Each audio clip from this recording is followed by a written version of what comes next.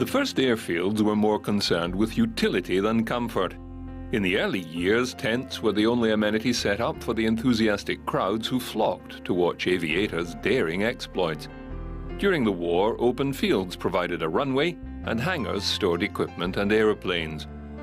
The first passengers became used to enduring the elements as they walked out to their aeroplane. But as air travel increased in popularity, cities recognized a new opportunity, and airports lifted to a new level of comfort. When South London's Croydon Airport expanded in 1928, authorities boasted of every modern convenience: hotels, a post office, and even a bookstall to replace the old wooden huts in an open field. It was the world's first purpose-built terminal building.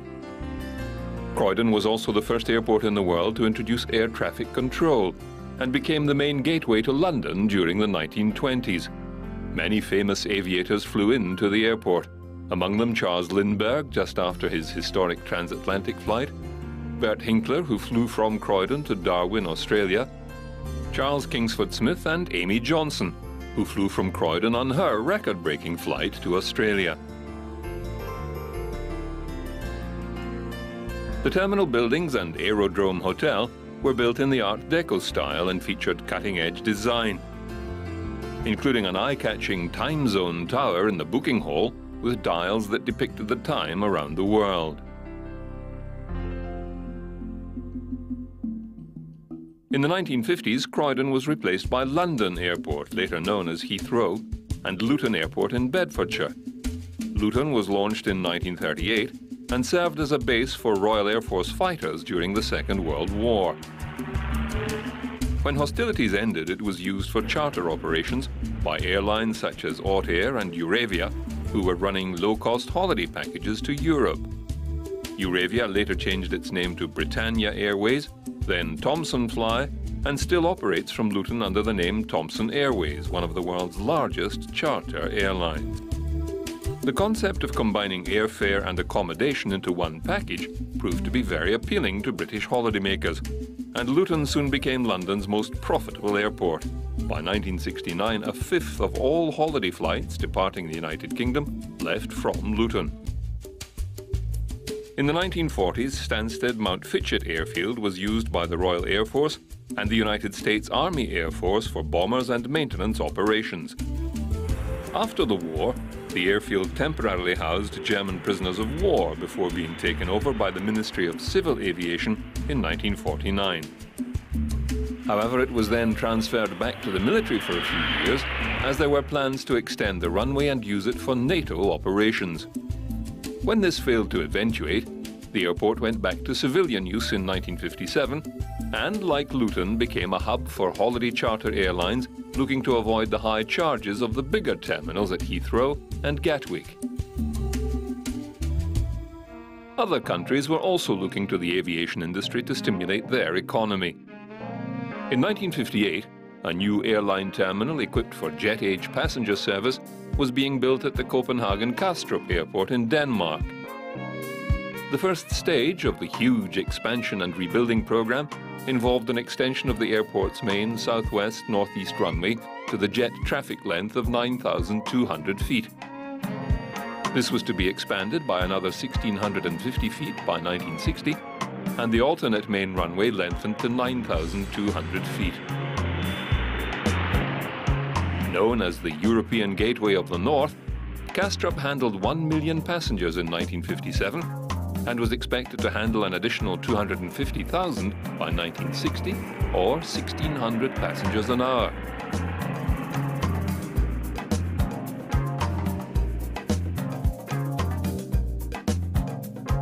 The airport's arrival hall was doubled and customs and baggage clearance streamlined.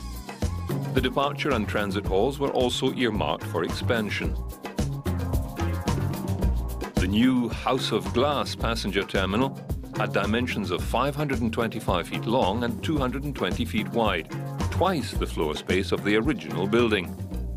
Massive finger gates were designed to reach out slantwise to the tarmac from the terminal building, giving protection for arriving and departing passengers, a necessity in any Scandinavian country. The enlarged airport also included an apron with 25 parking positions allocated according to types of aircraft, with the potential to increase the number of aircraft to 35. The airport design also included a 10-story air traffic control tower. Copenhagen Airport still services Denmark, now handling more than 20 million passengers every year. In 2007, the airport was connected to the Copenhagen Metro train system, and the following year a new control tower was opened as part of a major renovation of the air traffic control system. The airport currently has 3 terminals, and a 4th is scheduled to be open in 2010.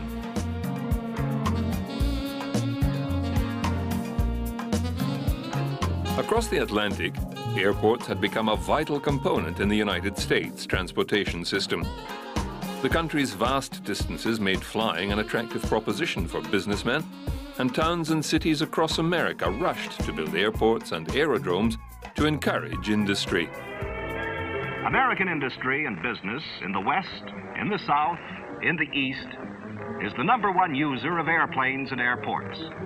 Most municipal airports of the manufacturing centers of New England, the Great Lakes region, and the South are constructed to handle a constant flow of air traffic. Runways are paved. They are long, and there are several of them. They are built for heavy multi-engine aircraft. They are built to handle the executive aircraft of American industry. As industry builds branch factories, as it follows the pattern of decentralization, the smaller cities face an airport problem. There are few large industries today that are not airplane users. Many use both large and small aircraft. The smaller business planes are used by the engineering division, by production, and by the spearheading sales division. As one sales manager said, "We use our airplane because it makes us independent. We make our own schedules. We don't have delays en route. We gain from 2 to 3 days a week. We figure the cost of a trip by regular public transportation and apply it to our airplane fund." The salesmen with big territories to cover are turning to the airplane. They visit the town with an airport like they used to visit the town on the railroad and then the town on the highway. More and more, they will come to the town with an airport. They may land at Winnipeg, Atlanta, Mexico City. They may land at Oak Ridge, Fairbanks, Flagstaff, or Anaconda. They may land at your town or mine. For the air is the greatest freeway man will ever know. It doesn't have to be built or maintained. It touches every city and town. So little is needed to use it. An airplane, a smooth strip of ground.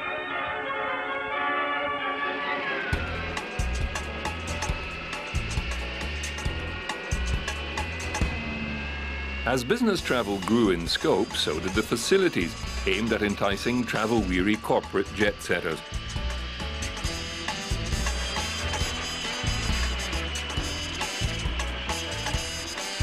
Every second of every day, an average of 5 airplanes are taking off or landing somewhere in these United States.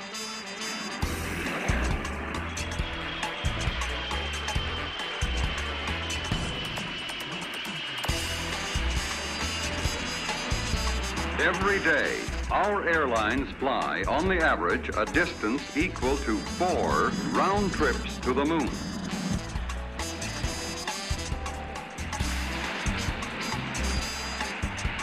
Airport terminals offered the latest in telecommunications, comfortable lounges, and cocktail bars. Soon there were showers, shops, dry cleaners, and hairdressers.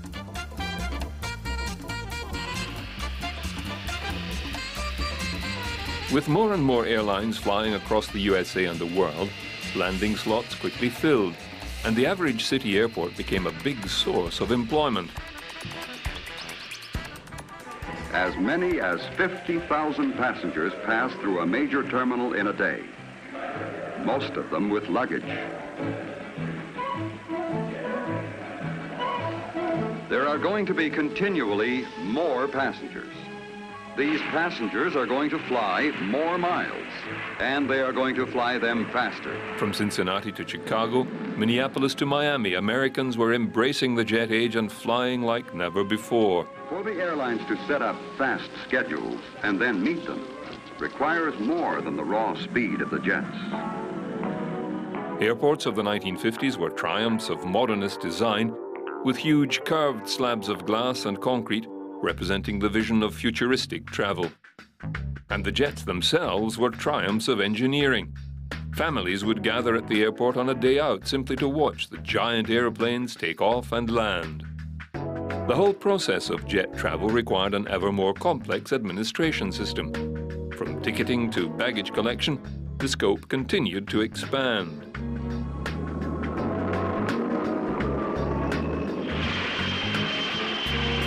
Fortunately, new technology was also expanding. Automation of ticketing and baggage collection helped airlines keep pace with the rise in passenger numbers. How is it possible to coordinate all that is required for a flight? For flight after flight, day after day, and still to include provision for last-minute changes? May I help you? I'm booked for 7:30. Is there any chance of getting out earlier? Be glad to check for you, Mr. Thompson. Hello.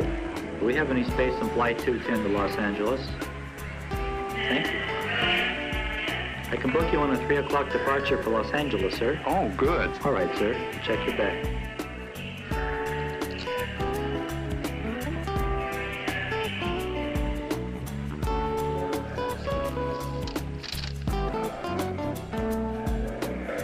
The modern air terminal is designed for passenger convenience, with services available that help make air travel an integral part of the life of a nation on the go. The growth in telecommunications was a boon for the aviation industry, enabling last-minute schedule changes and keeping passengers and flight crew in the loop.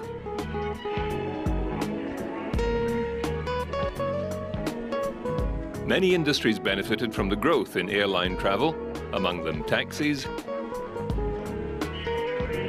helicopters, and rental car companies.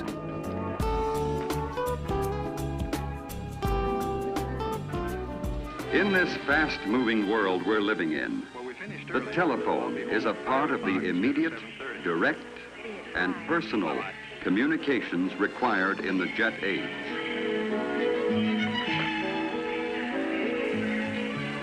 And so many kinds of information are transmitted over communication lines. For instance, the weather in Phoenix is clear and the temperature 76 degrees.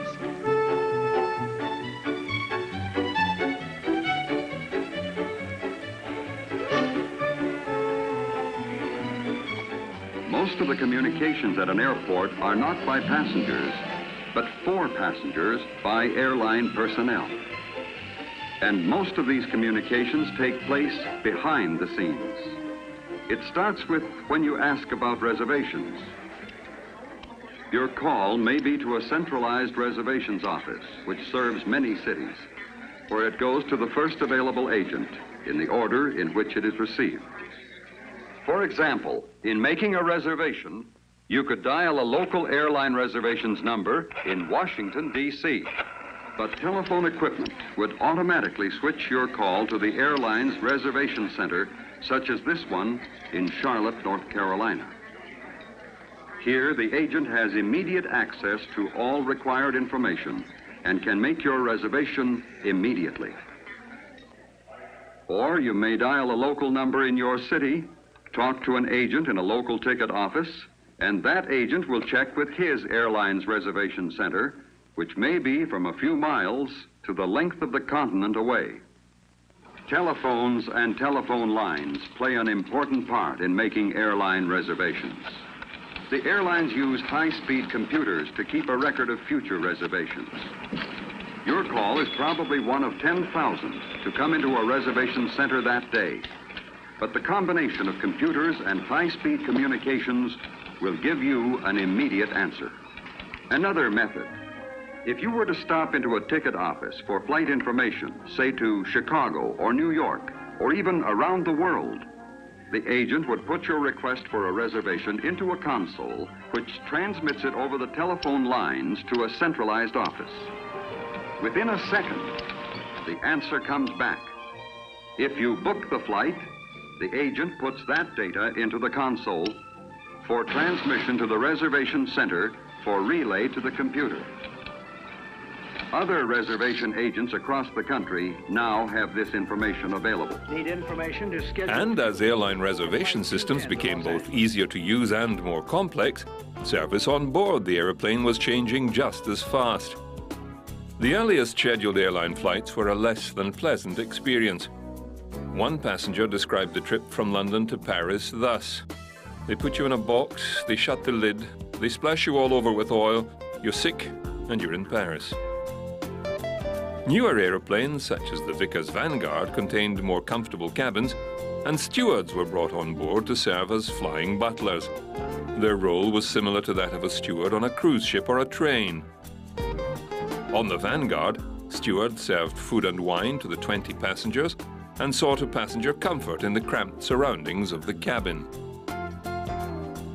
In 1925, a registered nurse called Ellen Church became the first female steward, and by the 1930s it had become common practice for airlines to employ young, attractive women as air stewardesses or hostesses.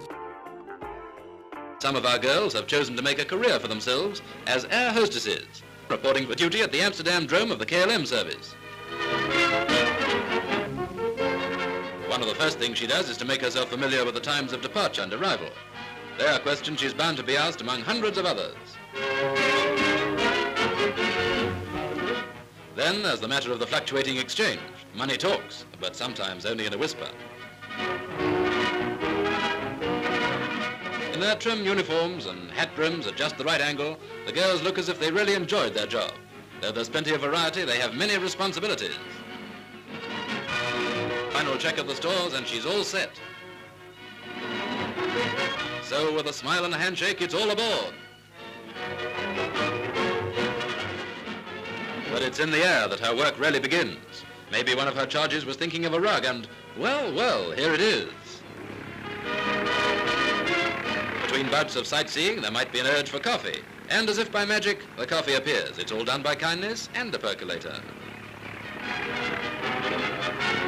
A quietly efficient air hostess knows how to entertain children of all ages. And if they're very young, she'll even play roly-poly. And as if all her other duties weren't enough, she's kept busy pointing out the places of interest on the route. The bright personality and self-assurance of the air hostess is reflected in her guests. And her secret, well, it's in the air.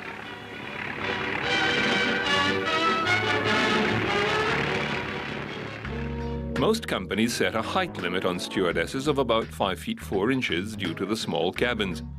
In the early days, they served as tour director, took tickets, loaded luggage, and even helped refuel the airplane and push it into the hangar. But as the aviation industry expanded, crew roles became more specialized. By the early 1940s, refueling was carried out by mechanics, leaving flight attendants to concentrate on in-flight duties. Another spot of oil and last-minute fussing and time's up. The chalk timetable shows that intending passengers should now be getting aboard.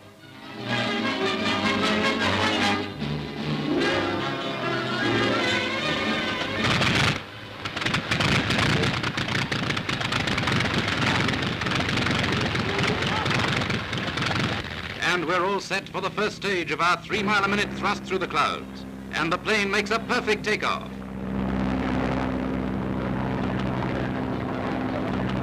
As the ground sinks below, the passengers get a grand view of New York's harbor and the man-made mountains and concrete canyons of Manhattan.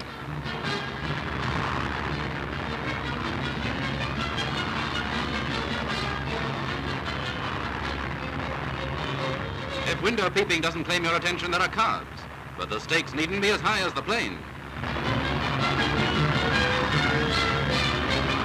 As the giant ship breasts the clouds of spun silver over the farmlands of Ohio, the clock moves round to lunchtime, and there's more on the menu than air pie. Another long hop and evening falls as the plane approaches Chicago, the metropolis of mid-America. Revolving beacons sprinkle the darkness with pinpoints of light to guide the machine to a perfect landing. Flying by night has become a habit in these transcontinental tours, and it's safe too, because of the reliability of modern scientific instruments and two-way radio communication.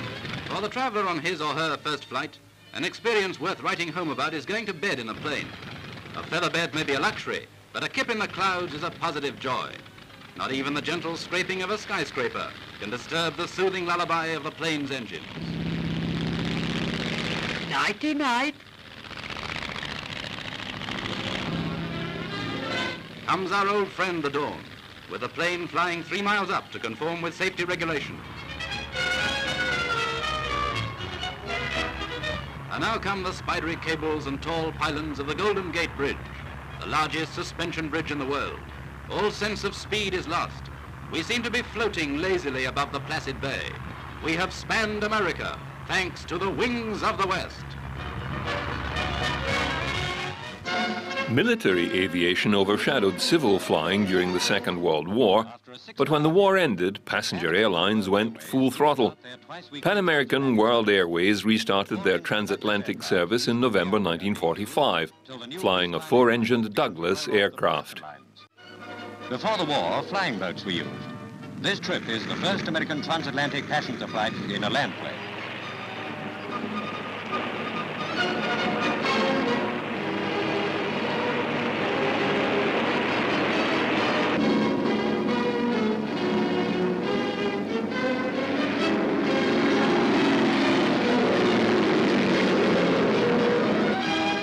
American Airlines have got away to a flying start in the air race to cover the globe. 15 hours after leaving New York's LaGuardia Field, the Clipper touches down at Herne Airport, London. At the end of November, fares will be cut from £143 to 68 for a one-way crossing. Sign that US Airways mean business. Captain and stewardess take a look at England. Now one of the government's many pigeons, British Airlines face keen competition. Long-haul airlines were able to reduce ticket prices considerably by eliminating the individual sleeping compartments favoured by the flying boats and installing reclining seats, which boosted passenger numbers per flight. A glut of military air bases and flying fields made land-based aeroplanes a more financially viable proposition than flying boats. Air France also resumed flights to England after the war, flying the 33-seater Languedoc 161 airliner to Northout Airfield in 1946. The 4-engined airliner was another replacement for the flying boats that had dominated before the war. Manufactured by Sud-Est, the Languedoc carried a crew of 5, including 2 cabin crew. Unfortunately, the Languedoc had to be withdrawn from service only a few months after its launch because of problems with the engine and landing gear and the difficulties it had operating in wintry conditions. The following year, it re-entered service, equipped with new Pratt & Whitney R1830 engines, de-icing equipment, and cabin heating. Flight attendants heated food on the aircraft, providing tasty French cuisine to the appreciative passengers, despite the short flying time from London to Paris. The elaborate courses were served on fine china, with sterling silver cutlery and the finest damask linens.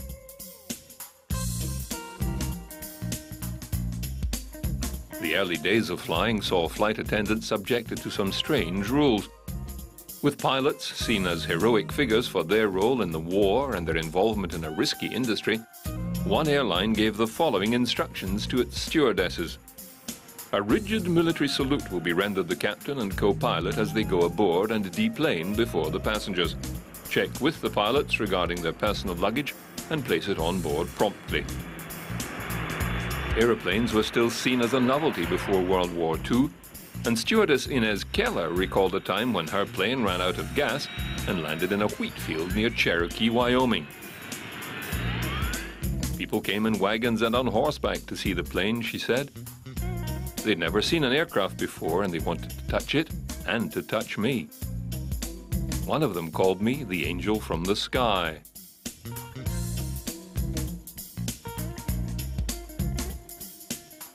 Another stewardess, Harriet Fry, remembers being invited into the cockpit and sitting on a bag of mail while the pilots hedge-hopped at around 500 feet. We would frighten the pigs and the farmers didn't like that, she said. Boeing insured Fry for $5,000 in case of accidental death.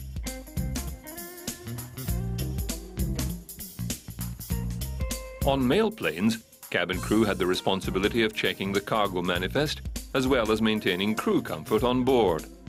Most airlines refused to hire women as pilots, so girls with their sights set on aviation as a career had to settle for stewardess duties. War is over, but the battle of the great airlines is only just beginning. While boys of Great Britain may still long for the romance of the sea, the modern British girl lets her imagination and ambition soar into the skies. The silver wings of the planes draw her like a magnet, and when a girl like Elizabeth sets her heart on something, all the notices and fences in the world won't keep her out.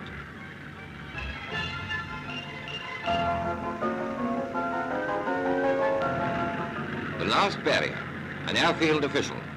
Elizabeth skirmishes successfully and is soon on her way to the interview, which means a new and thrilling life for her. Other girls are waiting, but Elizabeth is not afraid of competition. Her mind is made up.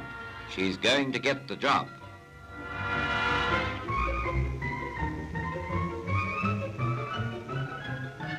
Good morning, Miss McIntosh. Please sit down. I see that you want a position as a star girl. I've been looking through your application form. There are one or two questions I would like to ask you. Firstly, why do you want to become a star girl? Because I'm interested in people and in travel. What languages do you speak? Spanish and French. Your nursing experience? Red Cross First Aid and Home Nursing Certificate. What about your catering experience? I've taken a course in domestic science. Thank you very much. That will be all for now. You'll be hearing from us in due course. Will you please ask the next applicant to come in? Thank you. Good morning. Good morning. She got the job, and her initiation began with inoculation and a stiff medical. An air hostess must be absolutely fit.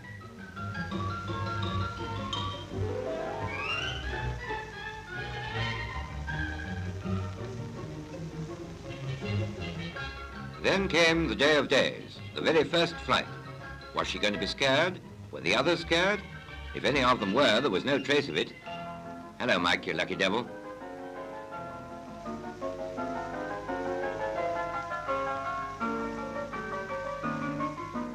After the friendly welcome, they began to explore. It was more exciting than looking over a new house.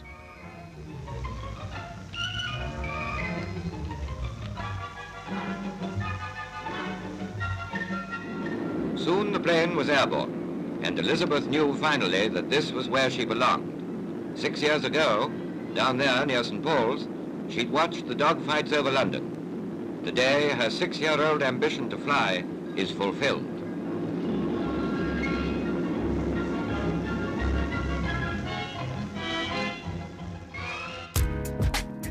Airlines discovered early on that beautiful, well-dressed cabin attendants gave them prestige and attracted plenty of attention. American and European airlines favored sharp tailoring, knee-length skirts and high heels. The only exceptions were places like Alaska, where the attendants were allowed to wear eider-down parkas and ski pants when the airplane was grounded due to bad weather. The stewards resembled ocean liner stewards of old in white tuxedo jackets, black bow ties and cummerbunds, and a peaked cap. But there was more to many flight attendants than just sharp tailoring, as one BOAC employee showed. Passengers arriving at the Marine Airway Terminal Southampton are familiar with the blonde head and trim figure of receptionist Marguerite Wilson. What they don't know is that Marguerite herself is a renowned young lady in certain circles. After working hours, she hurries home on her bicycle. Then she changes and goes out on her bicycle. But this is a different bicycle and a different Marguerite. This is the Marguerite Wilson, known to cyclists throughout the world as the holder of 16 world titles. Each evening, whenever possible, you'll find Marguerite keeping in shape, and a very shapely shape it is too. With 16 world titles to her credit and 20 trophies insured for £350 locked away at home, Marguerite's career was interrupted by the war. But it looks as if we'll be hearing more about her shortly, for Marguerite takes her cycling very seriously.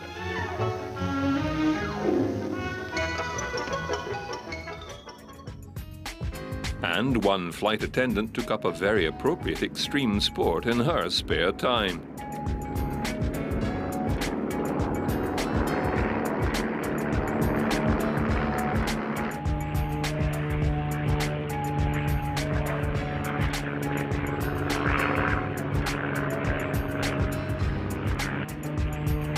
BEA air hostess Patricia Garner was picked from 7 applicants to perform at a charity air display in Denham.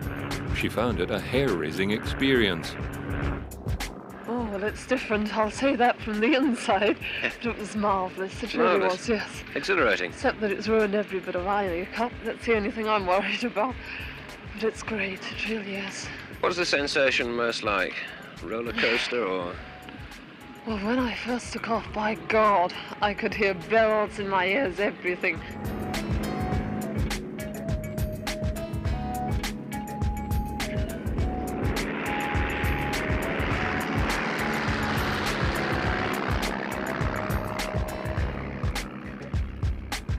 But generally, flight attendants carried out their duties inside the cabin. Women were specifically chosen for hostessing duties because they imparted reassurance.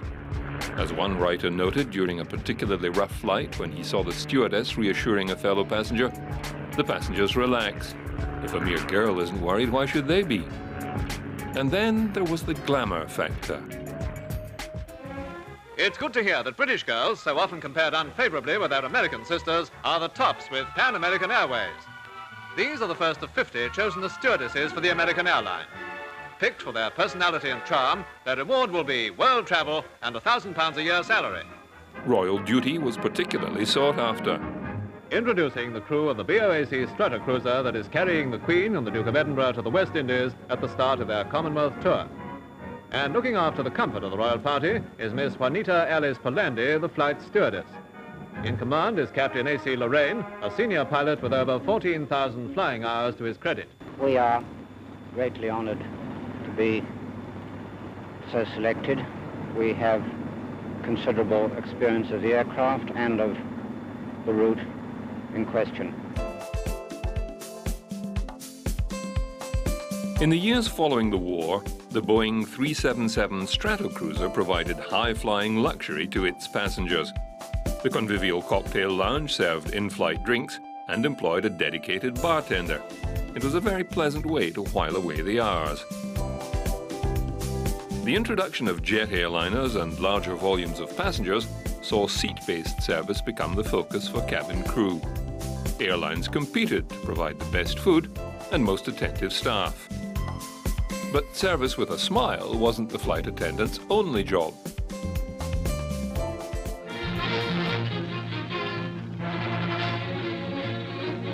"6,000 feet up above the Australian landscape, an eagle flew into one of the propellers of the airliner Bangana. Immediately the engine burst into flames and dropped off, and one wing began to crack up. But by a miracle of superb handling, the pilot brought his plane down in a field, and no one was hurt. Here the engine fell, half a mile from the spot where the airliner finally came to rest. There were 11 passengers. They had a rendezvous with death in the sky. They escaped without a scratch, and they're smiling now. But the one who showed them all how to act in the face of disaster was the air hostess, Atta Girl. From the beginning, airlines saw flight attendants as playing a key role in emergency situations. One early executive said he could see, quote, the value they would be to us, not only in the neater and nicer method of serving food and looking out for the passengers' welfare, but also in an emergency, unquote. And it turned out that emergencies weren't the only problems to be solved by flight and cabin crew.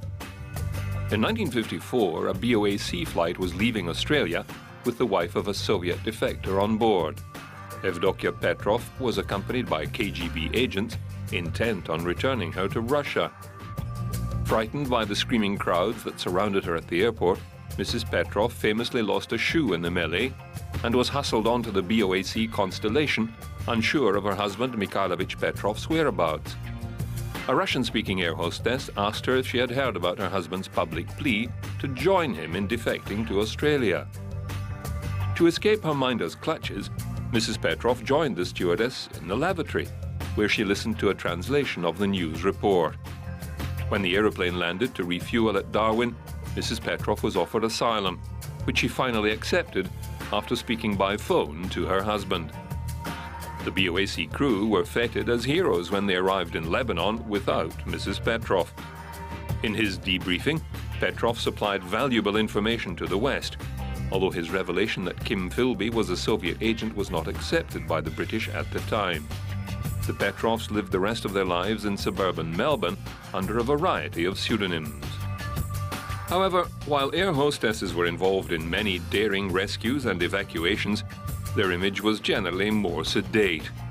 This was due in part to the airline's habit of entering cabin crew into beauty contests at the drop of a hat. London Airport, home of trim craft with graceful lines, goes in for beauty of another kind as film star Valerie Hobson judges the Miss Airways of 1950 contest.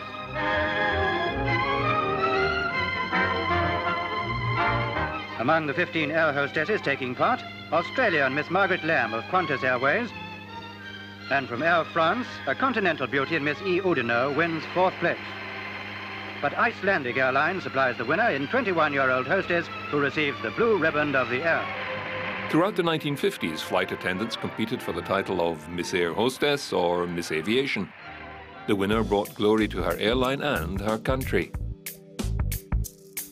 In 1959, cabin crew from around the world gathered in Beirut to compete for the honor of being named Miss Aviation. The diversity of the contestants showed how quickly aviation was spreading around the world.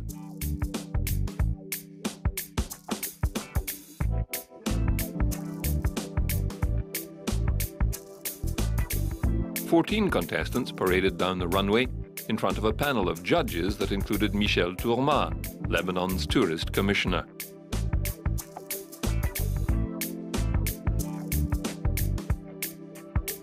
The winner was 19-year-old Aida Kadi, a Middle East airline hostess in an attractive, short pink dress. Second was Jenny Wu from Singapore, employed by BOAC. Christa Heinzmann from Frankfurt, West Germany, came third.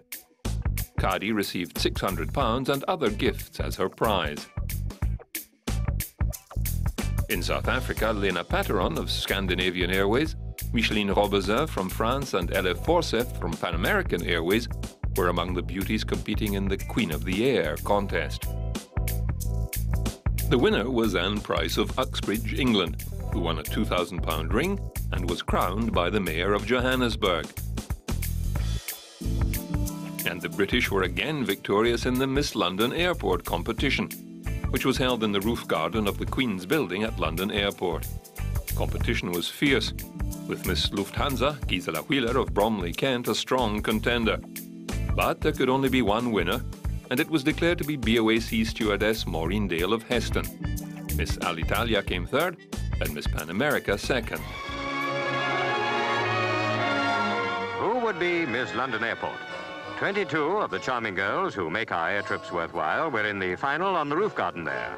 All work for the various airlines using London and Gatwick. They don't get their jobs entirely by looks, but appearance has a lot to do with it, hence the high standard the competitors set.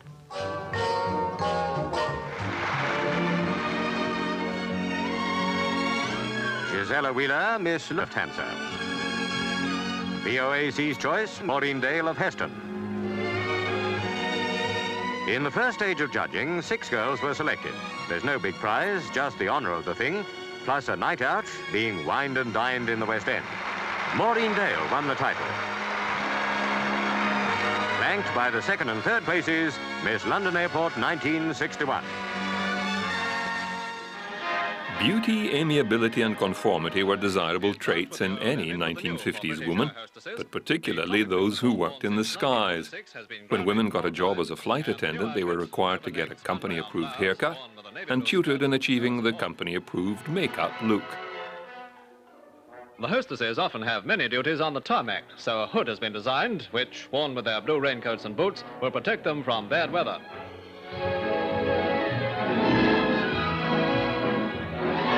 But before the stewardess is equipped for a job which combines high-speed travel with ever-changing horizons, a course of training teaches her how to take care of her charges, the passengers. Good evening, madam. This is your seat on the left. Always the first consideration of the air hostess must be the passenger's comfort. While in the tiny kitchen, she prepares attractive meals to suit all flying conditions and climates. Another flying hazard to be negotiated is the serving of meals, but after training she carries that through with a firm, confident step. Yet another item in her non-stop round of duties is the preparation of sleeping berths. Yes, British Overseas Airways are certainly flying high to give passengers jet-propelled speed and comfort all over the world.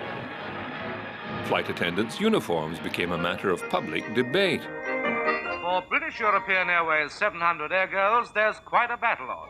All because BEA's chairman, Lord Douglas of Kirtleside, ordered the girls to shorten their skirts a couple of inches or so below the knee. It was Lady Douglas who put the idea in her husband's mind. For other hostesses on other airlines, the new length is nothing new.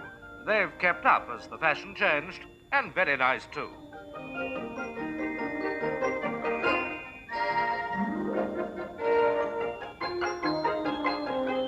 If the hostesses don't all like short skirts, what about other girls? Well, these usherettes are with them. They prefer the old length.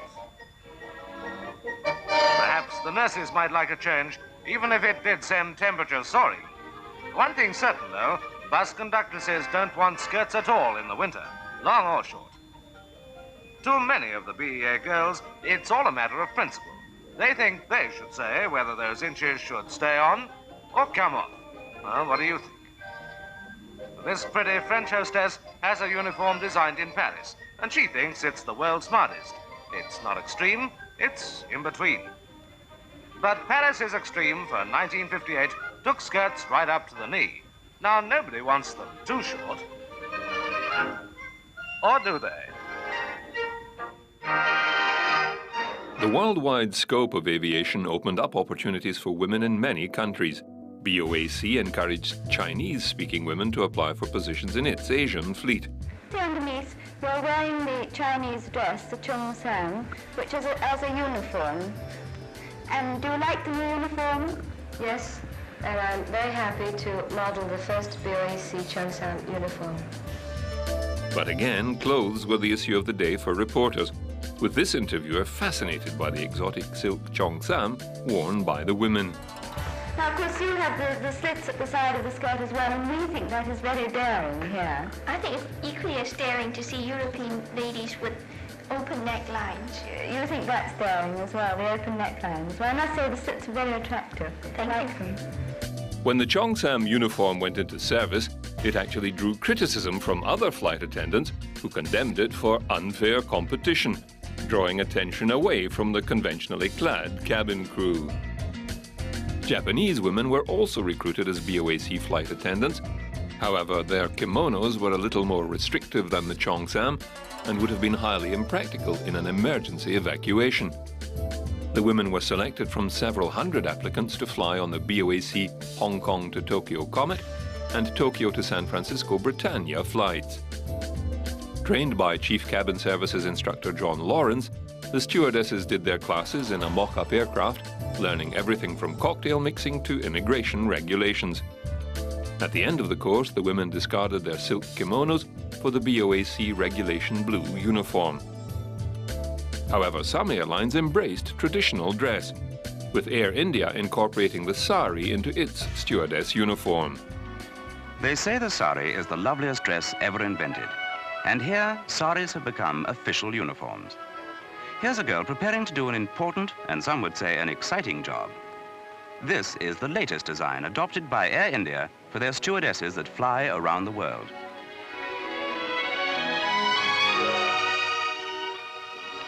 Jet travel has brought East and West close together, and now the harassed passenger crossing the Atlantic has the beauty of the Orient at his elbow, giving him the comforts the air travelers expect.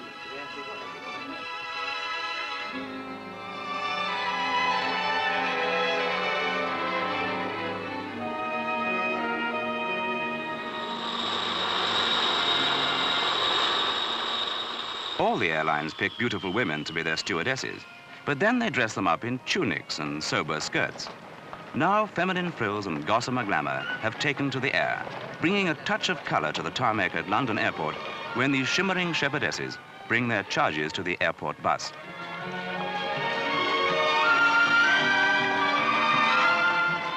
And if you get the namaste greeting, the traditional Hindu way of saying happy landings, you'll be one of those contented people who know that they haven't missed the bus.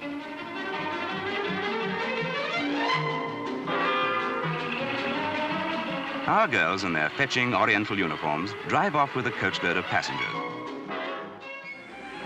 Hello. Good afternoon. Welcome aboard. Thanks very much. You're welcome. For the American businessman, the airline's most frequent flyer, the flight attendant was the calming influence who took his bag and coat and brought him a drink when he wanted one. She was there to cater to every need with a smile for every situation, no matter how demanding the passenger or how difficult the problem. Passengers board the plane only a few minutes before takeoff. But long before this, preparations for the flight are begun. Of course, some problems are bigger than others. Would you send up the seatbelt extension right away, please? Thank you. No smoking, and please fasten your seatbelts. Oh, thank you. You're welcome. Oh, that's handy. Now we can take off. Yeah, we're all set. As a passenger, it's just a matter of boarding the plane and enjoying the trip. The image of the stewardess as glamorous waitress earned the job the title of Trolley Dolly. Despite the air hostess's important safety role, it was an image the airlines did little to dispel, and several played up to it, outfitting stewardesses in fashionable but impractical clothing. Wouldn't be the first time. Bye now. Bye. Thanks for a great trip. You're welcome, sir. Bye-bye. Goodbye now. The life of an air hostess was seen as exciting, adventurous and hectic. So the Coca-Cola company decided to enlist an air hostess to spruik its product, associating it with high-flying travel and boundless energy. Mary Ann Lynch took off at 7:45 a.m., flew 2,949 miles, made 3 stops. And most of the trip still lies ahead. Now there are schedules to check, flight reports to make, a quick supper with friends before turning in. Next morning, on the go again at 6:15. Then St. Louis, Cincinnati, finally New York. Glamour job, Mary Ann has made dozens of runs like this, served hundreds of hot meals, greeted thousands of new people. It all demands a lot of charm and works out to a lot of Coke. Does Coca-Cola have the taste you never get tired of? Do we mean it when we say Coke is always refreshing? Is things go better with Coke after Coke after Coke just a slogan? Write Miss Mary Ann Lynch, Trans World Airlines, Box 7144, St. Louis, Missouri. She'll tell you. Not surprisingly, there was great competition for stewardess jobs. She wants to be an air hostess, and Ansett ANA is looking for 80 more girls just like her. It's a major recruiting campaign, and all the girls are needed by Christmas because of an unprecedented increase in passenger traffic. Training is thorough. Everything from geography, so they know where they're flying, to first aid and meal service. The airline has 240 hostesses, but their average stay with the company is only about 2 years. By then, most of them are married or are traveling overseas. The girls must be proficient in first aid before they're accepted. And during training, they learn all aircraft procedures, including emergency drills, just in case. The new recruiting campaign includes girls needed for the airline's new Boeing 727 Pure Jets, so these prospective hostesses get an introduction in a dummy cockpit. With more passengers, more planes, and more marriages, 80 girls must complete their training by Christmas. Air hostesses of the near future, girls who really aim high when it comes to choosing a career. As times became more enlightened, the role of the flight attendant became more focused on safety, and doors opened to allow a broader cross-section of society to work in the air. In 2007, Britain's Patricia Fitzgerald became the first person to use new anti-age discrimination laws to land herself her dream job on board a British Airways aircraft. I saw an advertisement in the BA News and it said about cabin crew, and I thought, wow, because I've come to that stage in my life now where I can actually afford to do what I want to do. And I said to my partner, oh, look at this, thinking he'd say, oh, you know, don't be so silly. And he said, well, yeah, go for it. And then with that sort of in mind, I applied, had the interview, got the job.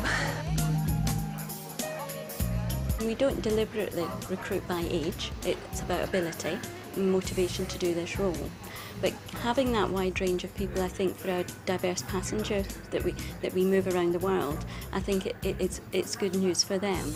And it's good news for Patricia Fitzgerald, who had spent nearly 40 years working for BOAC, later British Airways, but on the ground in a clerical position. She's now where she always dreamed she'd be, in the sky. And how important personally has it been for you? Hugely. It's been so empowering because it's so easy to get into a rut, you know, and to go and do something, to challenge yourself. It's just, I would recommend it to anybody. As 58-year-old Patricia Fitzgerald breaks new ground for cabin crew and aviation approaches the second decade of the 21st century, it's anyone's guess where aviation will be at the end of the next decade. Will flight attendants be working in zero gravity, ministering to space tourists?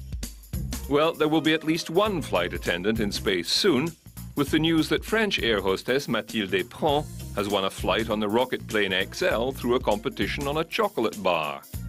The 32-year-old is due to blast off for her 60-mile-high journey to the edge of space within 2 years.